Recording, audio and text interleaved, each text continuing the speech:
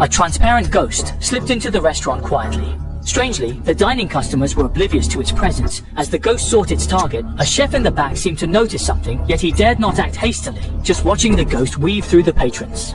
Picky about its food, it showed no interest in a woman sitting nearby. A man, relieved for a moment, froze as the ghost suddenly approached a young girl and, in the next moment, extended its 8-meter-long tongue to greedily lick the girl's enticing fragrance. As the girl was on the verge of disaster, the man had a spark of genius and, throwing a kiss filled with love, managed to distract the ghost.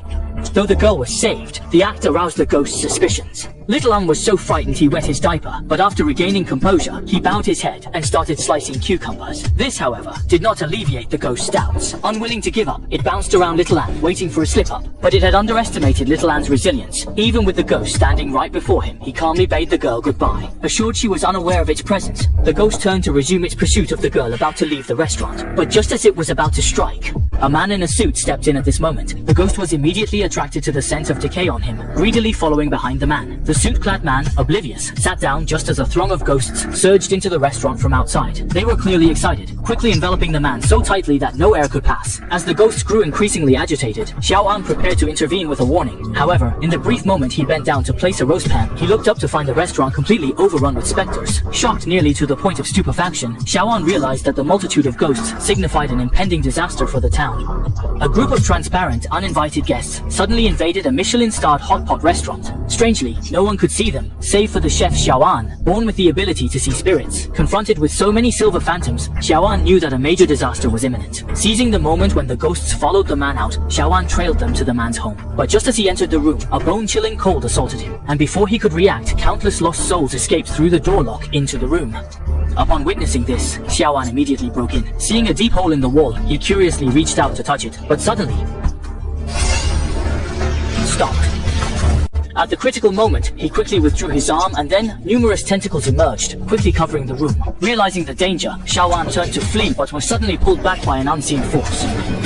Fortunately, Xiao An had practiced sprinting for 80 years, which luckily spared him from a tragic fate. Just as he breathed a sigh of relief having narrowly escaped, countless evil spirits emerged from the room. Xiao An held his breath in panic, and thankfully, the spirits did not detect him. After a flip and a search in the house, he deduced that the 15th of tomorrow would be the day of disaster. He hurried to discuss countermeasures with his girlfriend, but were interrupted by the algae-headed being controlled by the spirits, forcing them to flee the area. However, upon returning home, he shockingly found the corpse of the green date head in his bathtub.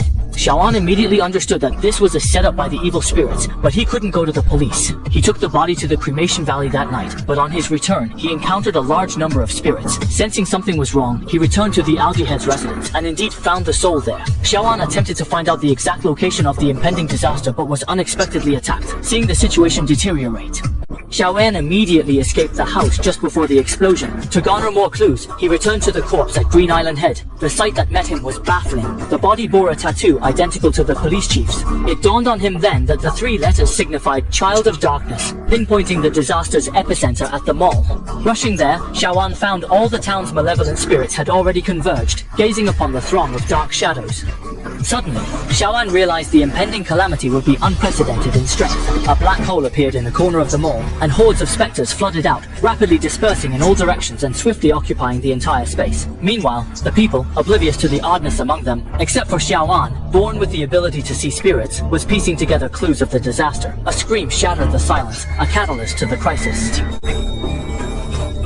The crowd instantly descended into panic. Just as they sought to escape, the doors of the mall slammed shut. Then, terrorists began their indiscriminate attacks. Seeing his girlfriend's store next to the assailants, Xiao An rushed over in desperation and fired a precise shot. However, before he could fire again, myriad evil spirits descended from the sky, thwarting him. In a critical moment, Xiao An unleashed his tremendous potential, breaking free and sending the criminals to oblivion.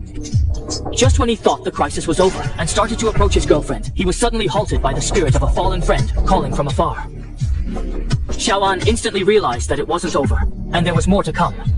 The terrorist's mask was removed, revealing that it was not the police captain.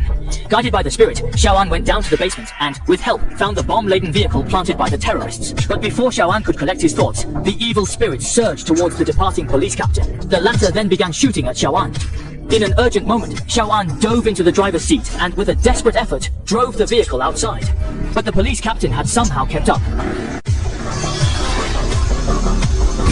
Even though he avoided the deadly attack, the enemy managed to get into the car at the final moment. Witnessing this, Xiao An left the car and bolted to escape.